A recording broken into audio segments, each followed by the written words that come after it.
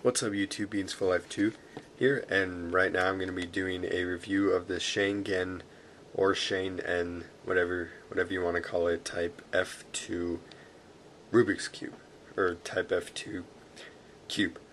Alright, so let's start off just by saying this is an amazing cube.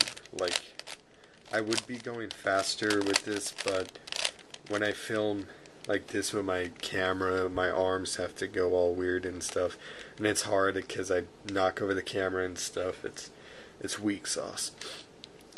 So really, this cube turns really good, like especially now, because when I first got it, it was kind of like bubbly, and it felt kind of almost like there was sand or something in it. It felt like that kind of turning, and it wasn't that great. It was all right. It was good, but it wasn't great. So what I had to do is I had to loosen the tensions and lube it. And now it's my main speed cube. Like, I used to be using a Ghost Hand 2, but this is my new main speed cube. Alright, so let's get a little more into detail about this cube. The edge piece looks like this. It is not hollowed out, as you would see in the F3. I'm not sure about the F1. Here's what a corner piece looks like. It looks just like the F3. Now, I haven't played with an F3 yet, but my friend has one, and he did a review on it. I'll talk about that a little later. That's just kind of a little idea what the core looks like. Looks pretty normal, you know, nothing special. Now what the box looked like is this. Came in a box like this, 3x3, all around here. Looked like that when it was in the box. On the side, it just talks a little bit about the cube.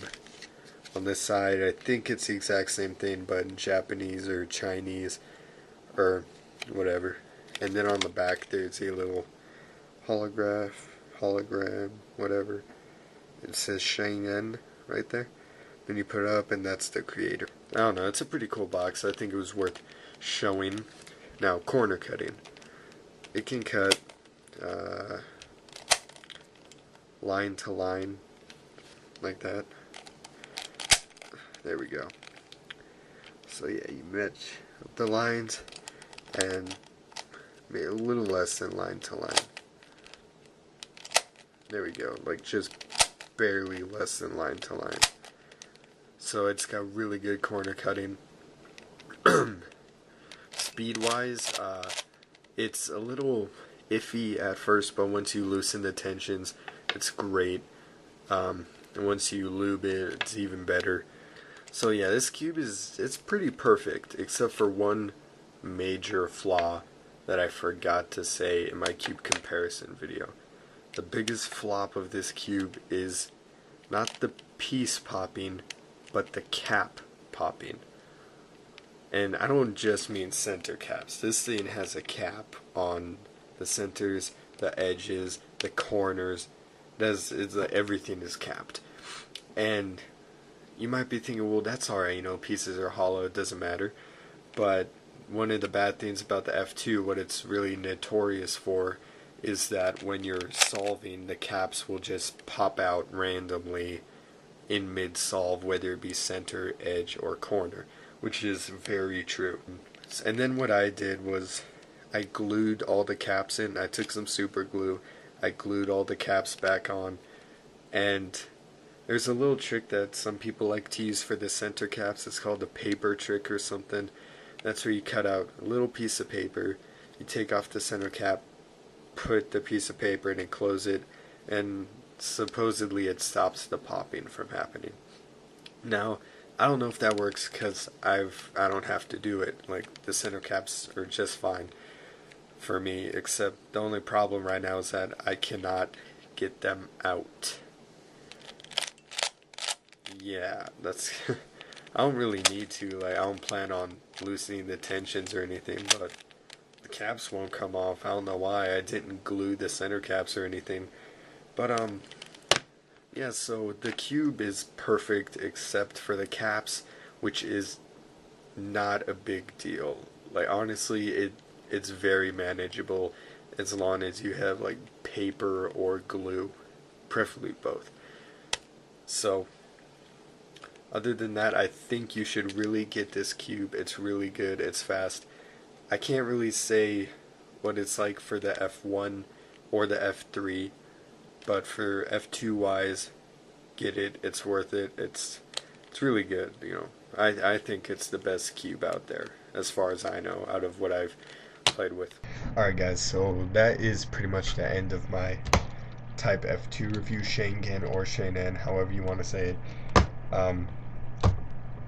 Just a couple last second things is that my buddy, this video was made a little late, if that makes sense, because I wasn't planning on making it just yet, but my buddy, Dr. Broskism, right there, link to his channel, he made a video reviewing the Type F3 cube, and in it he mentioned that I have a Type F2 cube, so, and he told you to check out me, you know.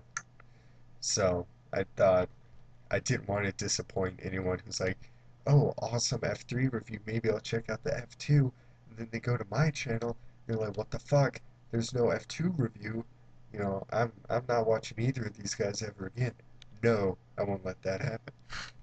So this is my kind of random Type F2 review that I just had to make and wanted to make, wanted to make it for a while. And oh yeah, one last thing. In the F3 video that Dr. Broskism made, uh, nope. In the cube he said there's big spaces right there, and he said he doesn't know if those are in that Type F2, and this is for him and anyone who saw his video and are wondering, they are not. They're just little normal holes, you know, yeah, bigger than a Rubik's brand, but, just what I guess is normal, not as big as Type F3. So that's answering your question, Doctor, and anyone else who was wondering. If I missed anything in this review, put in the comments and all that stuff. Oh yeah, one last thing. Check out Dr. Broskism's video right here of the Type F3 review. Check out his channel right right there, and then subscribe to him, watch his videos, subscribe to me, watch my videos. Oh yeah, oh yeah. Alright, now I'm gonna leave you guys with speed solve of the Type F2. Now this is a pre-recorded speed solve. I did it a couple hours ago on my bed, so if it looks kind of darker and stuff, that's because it was on my bed and it was already recorded, and I don't feel like doing it again because I got a really good time on camera. Yes, epic sauce. Have a good night.